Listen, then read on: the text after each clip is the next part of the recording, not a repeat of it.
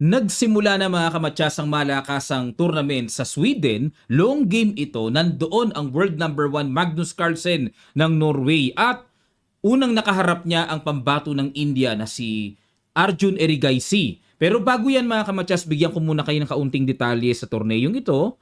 Ito po ang mga players na magbabakbakan hanggang sa matapos. Single round robin ito, long game pa. At pinangungunahan ni Magnus, Nodirbek Abdusattorov, Erigaisi ng India, Van Forest ng Netherlands, Grandelius, home court, pambato ng Sweden, at Erdogmus ng Turkey, yung batang 14 years old na kumakatay ng mamaw. Andy Woodward, bata rin ito ng USA, at Joe Giner ng China. Ito po ay invitational annual tournament mga kamatsas.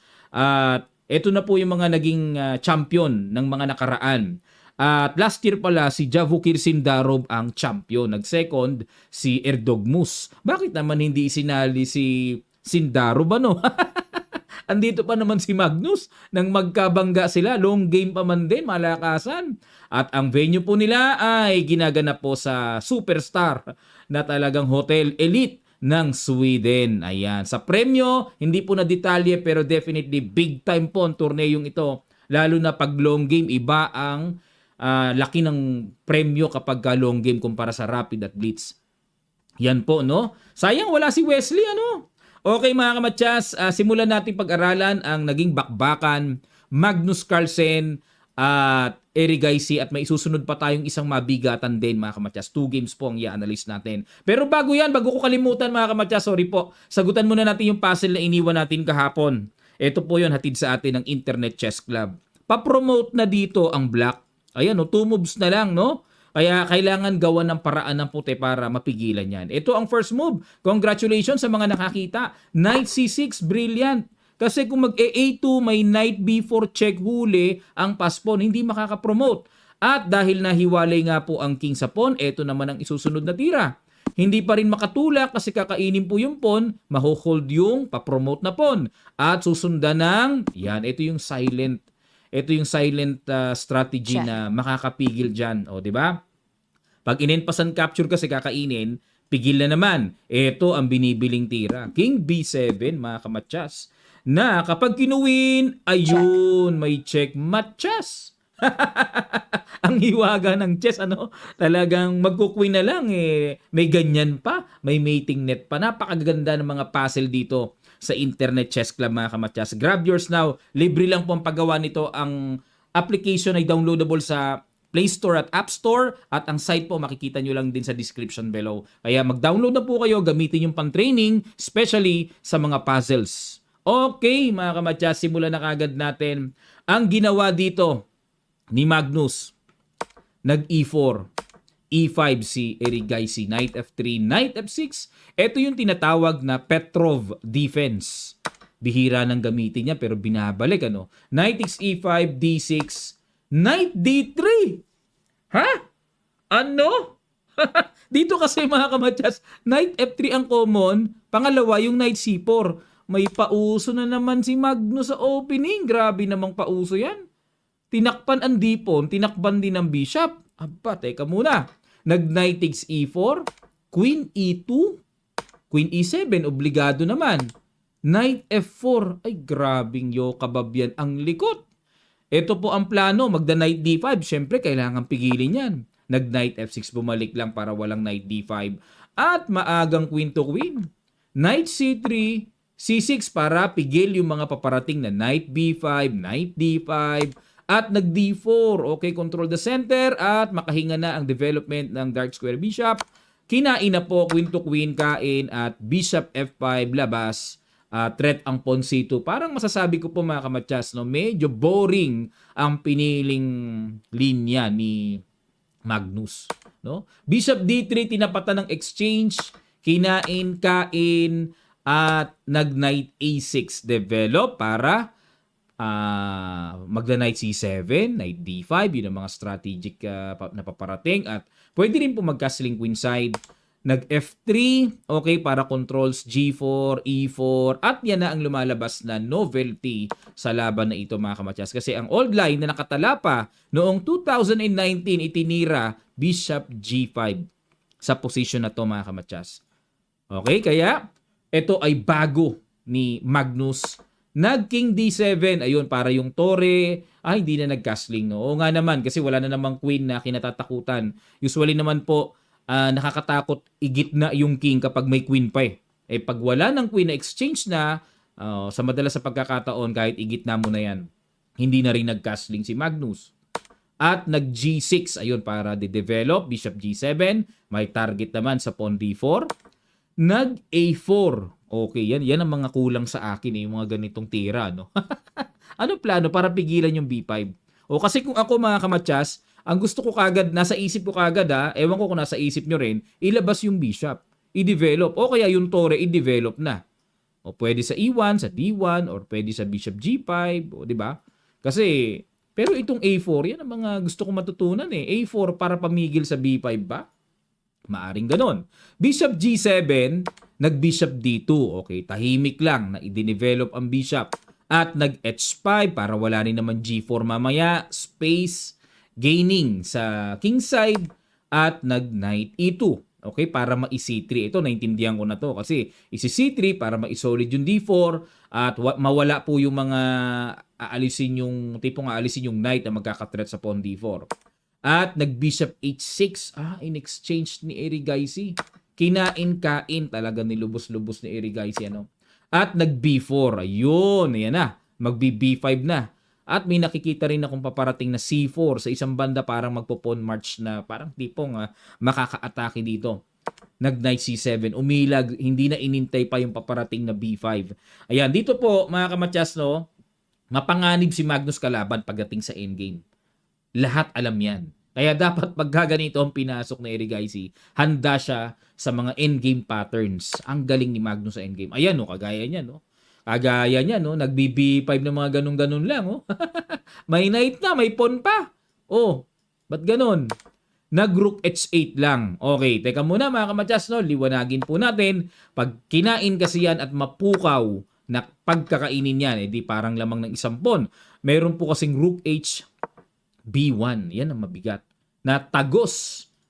Tatagos ang atake doon. No? Suportahan natin. Hindi po pwede dahil kakainin lang po yan. Okay? O, kain-kain, lalamang ng isang pyesa. Kaya obligado babalik. May rook takes B7. Tubong-tubo pa sa nagain na positional advantage dahil ang Torre nasa 7th rank na, weak pa yung A-pawn. Okay, so yan po ang mga mabibigat na ano dito. Mga tiradang laman-laman, ano? Kaya binalik na lang dito ni Erigaisi yung Torre niyang medyo hindi magamit misplaced. Kaya ilalagay po sa bakbakan ulit. At nag-C4. Yan, ganda, no? Ganda po posisyon ni Magnus, oh. Knight E6, okay, pressure, pero meron namang suporta. At nag-rook B1, ayun. Ayan na, para tamaan dyan sa B5, pressure, nag-C5. Iniwan na yung tension dyan at nag-push C5, D5, Knight, G7 at nag-A5. Okay, bagamat lamang sa espasyo si Magnus sa queen side mga kamatyas, pero wala po akong makitang dadaanan ng atake. Wala akong makitang ano, no? Nag-rook A, E8. Ayan, mas ano pa mas on point pa yung atake ni Erigaisi kasi may bukas A6, sinarado na. And nag-Knight C3. Ano plano? Ilalagay ba yung Knight sa A4 para ihataw ng sacrifice dyan? Nag-Knight F5. Tinapatan na po. Neutral lang, no? Para control sa E5. Baka mamaya pag Knight F5 kasi, ang binabalak po dito ay magro-rook E3. At nag-Knight D4. Okay. So, strengthening, no? Improve the piece position. So, kailangan po yan sa mga positional concept. Nag-Knight C2, inobliga na ni Erigaisi talaga na iritahin ang Torre kung kumokontrol sa E-file. Kinain na, kain, at nag-rook C1 muna. Inatake ang Knight. Knight E3. Okay, may atake doon sa C4 at nag-Knight D1. May depensa na, may pang-neutralize pa. At nag-Knight F5. Tumakbo, nag-G3 para depensahan kasi naka-atake, no? Ganun po talaga chess Dapat talaga alisto ka all the time no? Na sa lahat ng anggulong kikilitiin sa iyo ng kalaban, dapat lagi po tayong alisto. Kagaya niyan pag Knight F5, naka-threat na yung pawn H4. Pag di mo nakita yan, pingas yan, G3. At nag King to D8. Ano plano niyan? Parang silent lang pero nakikita ko po ay Knight D7. Gagamitin yung square D7 para ma-maneuver yung knight papunta po sa E5. Okay? At dito nag-Knight C3. Anong plano? Gaganon na. Okay, pang tatapat na uli. Knight E3 ulit. Tineret ang pawn C4. Nag-Knight D1. Balik Knight F5. Knight C3 ulit. Knight E3. At nag-Knight B2. Okay, Pilit Boys team leader. Ayaw talagang tabla. Kung tutusin, pabalik-balik, tabla na. Papayag na si Eric Gaisi. Black pa siya, no? Eh, si Magnus, para matablahan mo, black ka pa. Ay, napakalaking kapaboran yun. Pabor yun, magpuputi ka na next game, no? Nag-Knight F5 at dito mga kamatya, siguro ay medyo naubos na ang pamamaraan ni Magnus. Napilitin ang laban at nagtabla po mga kamatyas. At kitang-kita naman sa evaluation bar, equal talaga. Okay, hindi kinaya ni world number 1 ang lakas ng pambato ng India. Condition po, no, si Eric Gaisi. At itong susunod na i-analyze natin mga kamatyas. Nako, ito yung masasabi ko pong best game of this round. Talagang nagkapisakan between Andy Woodward and Grandelius, ang pambato ng nasa home court na Sweden. Okay po, pag-aralan natin. White dito si Woodward at black si Grandelius. Nag D4, D5, C4, Queen's Gambit, declined. Knight F3, Knight F6, Knight C3, nag H6. Ito po yung nauuso ngayon na bago sa theory ng Queen's Gambit decline. Kasi ang H6, simple lang po para mapigilan yung old main line na Bishop G5. Yan ang madalas diyang ginagawa bago mag E3, no, mag-Bishop G5. Nag-H6 muna, uso ngayon yan, no? Ito ngayon ang bagong lumalabas sa higher level. Nag-G3, ayun. Gusto naman dito ni Woodward na isimple lang po na formang malakatalan opening na may H6 na parang diferensya, no? Tingnan natin, Bishop E7, Bishop G2, castling, at kinapture, D takes C4. Para siyang katalan. Yun nga lang, kaibahan po, sa ganitong linya, dapat yung knight nasa B1 para nakaka-queen C2, madaling mabawi. Nakabara na yung knight sa dadaanan ng pagbawi. Nag-Knight E5, dyan naman dumaan dito si Woodward para bawiin yung pawn C4. Knight C6 naman, in-apply ni Grandelius yung old theoretical pattern ng Catalan. Yan po talaga ginagawa kahit marami pang nakatutok dyan. Malaman yan, kumbaga matatag na po yung ganyang idea sa Catalan. Kinapture ng bishop, capture, takes double, at umiwas ang queen. Kinain ng bishop, kain, at dito nag-bishop E3. Develop lang. Medyo kakaiba itong development na to at yan ang lumalabas na novelty mga kamatyas, no, sa tira ni Woodward.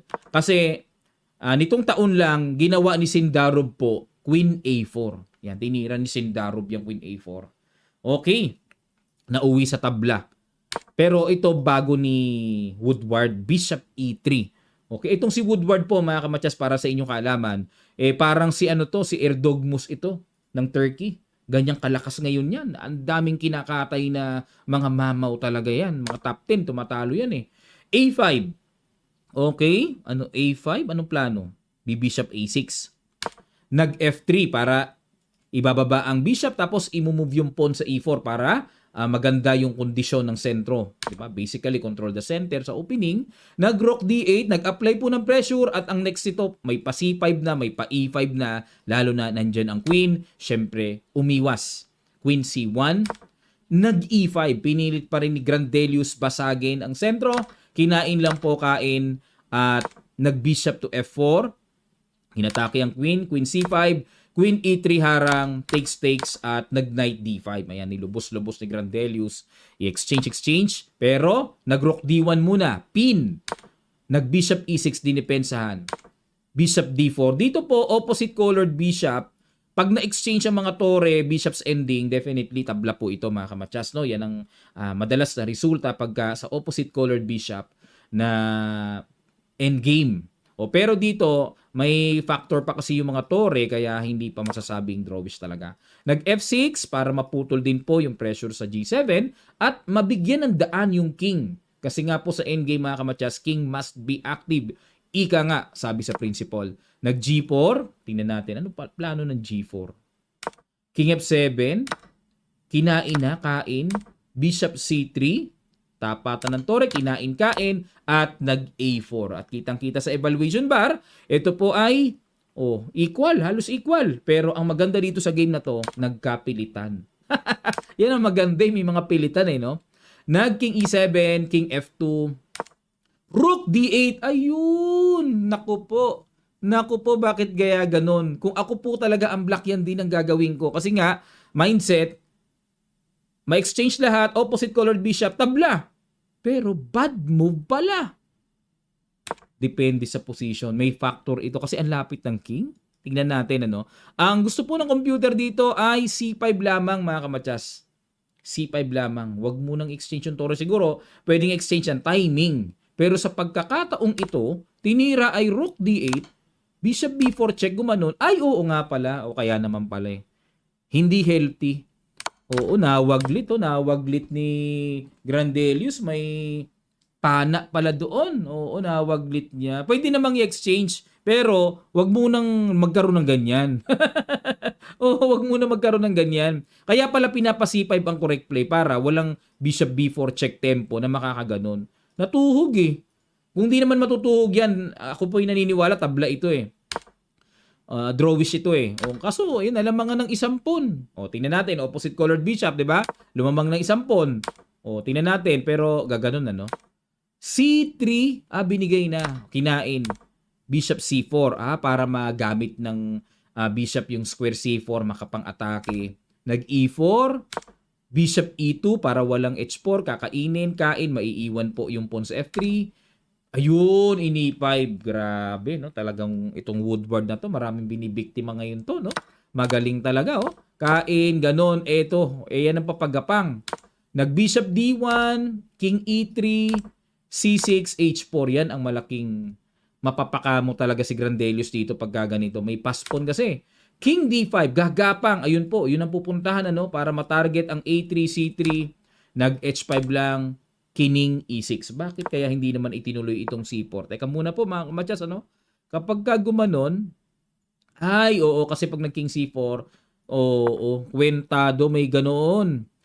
Halimbawa, kainin ito, may H6, check, obligado. King takes E5. And then, F4, F5 is coming para i-block yung bishop na humahad lang sa pag-promote ng H-pass pawn. Okay po, naintindihan na natin mga kamatsas.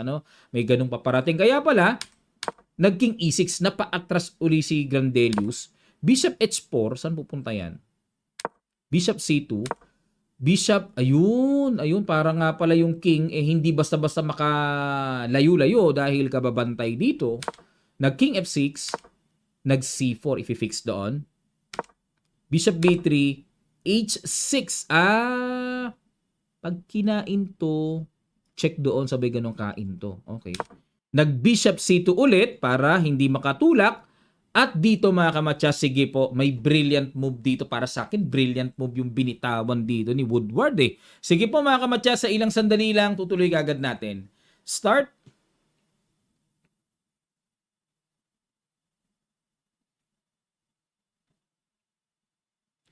Maraming salamat po mga kamatsas.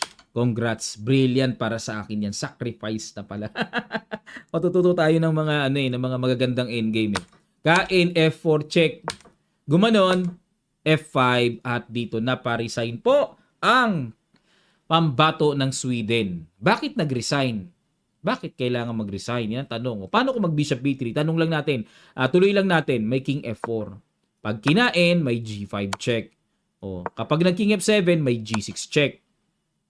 Okay? Saan natin ilalagay? Halimbawa, mag-King G8, may F6. Ito na po kasi yung paparating. Parang sugswang, Sugswang. Halimbawa, kung dito, check, hindi pwede, Pag dito kasi, may H7 check, obligado doon, may F7. Tuloy-tuloy na pala. Wala na pala. Pagka gumano, di Queen. Wala na. Kain, Queen ulit. Harang. Ayun, matchas. One move mate na pala. Gusto ko pa sana 2 moves mate. Ayun. Grabe, Itong Andy Woodward na to mga kamatsas, isa rin po yan sa very promising na bata. Ngayon, 15 years old ngayon to At si Erdogmus, grabe itong dalawang ito ang grabe talaga, napaka-bright ng future sa chess na paparating. Ang daming tinatalong malalakas. Grabe, pabata ng pabata ang chess ngayon talaga mga kamatyas. Ano pong masasabi nyo sa mga batang ito? Yung laro ni Erdog Mustable. Okay, pagkatapos si Magnus, ito na sinunod natin, nagkapisakan kasi. Abangan po natin yung round number 2. Ang inaasahan po ng mga maglalaban sa round number 2, ito po. Yan, no? Round number 2, Eric Gaisi versus Erdogmus. Andy Woodward versus Nodirbek Abdusattorov. Parehong nanalo po yan. Tinalo ni Abdusattorov ay si si Joe Giner, ang woman grandmaster ng China. Magnus Carlsen, Niels Grandelius, naku po naman, medyo masama-sama pa ang momentum ni Grandelius. Magnus naman ang hataw sa round 2. No? And then Joe Giner and Jordan Van Forest. Abangan po natin. Ako po yung nangihinayang pagka ganito mga malalakas at prestige invitational tournament, wala sila Wesley. So, ako yung nangihinayang kung nandito si Wesley. Ang ganda sana, mas matututukan natin mga kamatyas Pero, sino po ba ang inaano nyo dito? Bukod kay Magnus, sino ang inyong rooting for, no, na gusto nyo pong magpakitang gilas sa mga paparating pang rounds? Okay, sige po, lapag nyo po sa comment section below. And don't forget to subscribe this channel mga kamatyas. Marami pa pong nanonood, hindi pa nakapag-subscribe. Palambing na lang po, pa-subscribe na lang ha. Maraming salamat. And always share our blessing. Share nyo po itong video na ito sa inyo po mga kakilala para sa ikadaragdag at ikapopromote ng chess pa sa Pilipinas mga kamatyas. Maraming salamat at magkita-kita pa tayo sa mga susunod pa nating chess updates. God willing.